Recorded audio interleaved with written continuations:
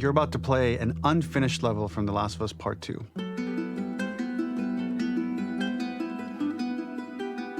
The reason we added this section is there are a few sequences, and we picked the 3 of the best ones, that we cut from the game. Often we build a game that's much bigger than what ends up being the final product. They were months away from being finished, but we wanted to give you an insight of what it's like when we built the game, because often we have this whole thing constructed and it doesn't have final art or audio or dialogue. And here you get to see the building blocks of what it's like when we first string a bunch of these levels together. This is the intro to the first deleted level, and this one is the roughest of the 3. We wanted to show more of how Jackson operates. So this is the festival where Ellie ultimately kisses Dina. This sequence would have come very late in the game as a flashback sequence while you're in the farm with Dina. And we wanted to show what is the rest of Jackson doing, and wanted to put on the stick, make it interactive. So you could see when you're outside, there are all these almost like carnival games that you can play. You could mix drinks, you could play with these kids that are playing a sort of clicker Marco Polo, sit down and listen to conversations. And all the different interactions were first or second pass, very, very early passes. The building blocks are there, but nothing is final. And ultimately, while we were very excited by this sequence, it's pretty fun and lighthearted.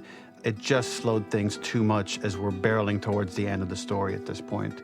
So again, reminder, rough, missing audio, missing animation, missing gameplay tweaks, missing dialogue, but pretty representative of what it would have been. So enjoy.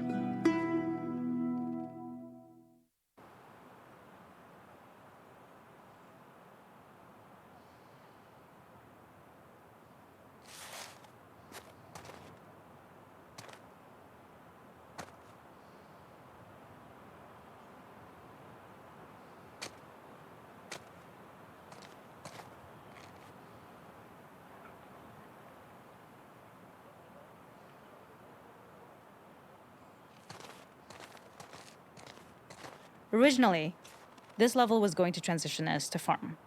We would go all the way through to the dance, where Ellie and Dina share their first kiss. Then we would play through farm, and when Ellie plays the guitar at night, she would remember the Seth incident. So, the opening for this was a little tricky.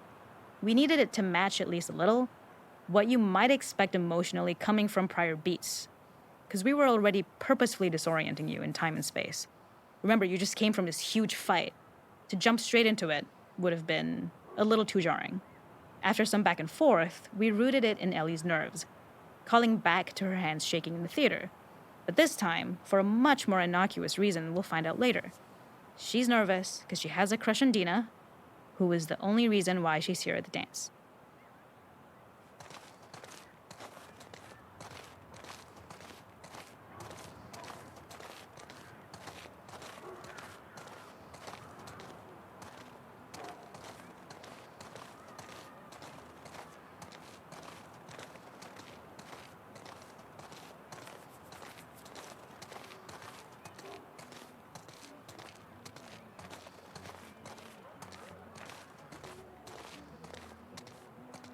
Something we really wanted to do was highlight the way their lives had turned upside down since she went down this path.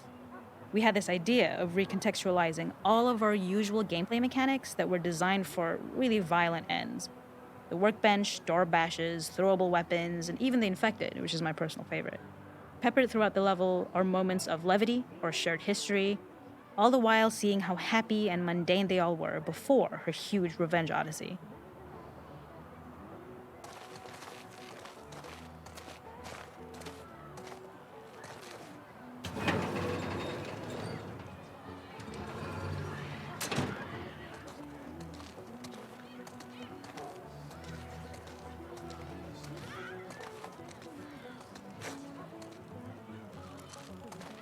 It is not a festival without one of these throwing games. This one, of course, uses our throwable system where you're often chucking explosive things or stunning things, but for a more wholesome purpose, although some people take this game really seriously. A fun aspect of this is if you did well, you could win a toy here. Ellie would place it in her pocket. If you had done this, you'd find the toy with JJ, the baby, later back at the farm.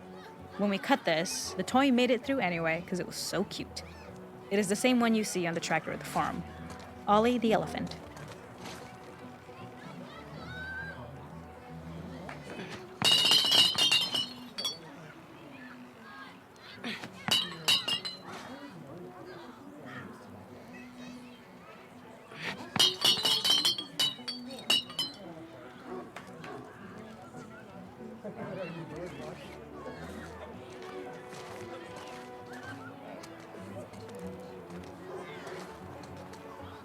The makeup artist is pretty simple.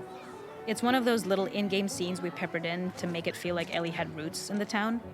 Hallie, our writer, mentioned that in her mind, an ex-girlfriend of Ellie's tattooed her arm to cover up her scar. So we figured this might be the only time you get to see that.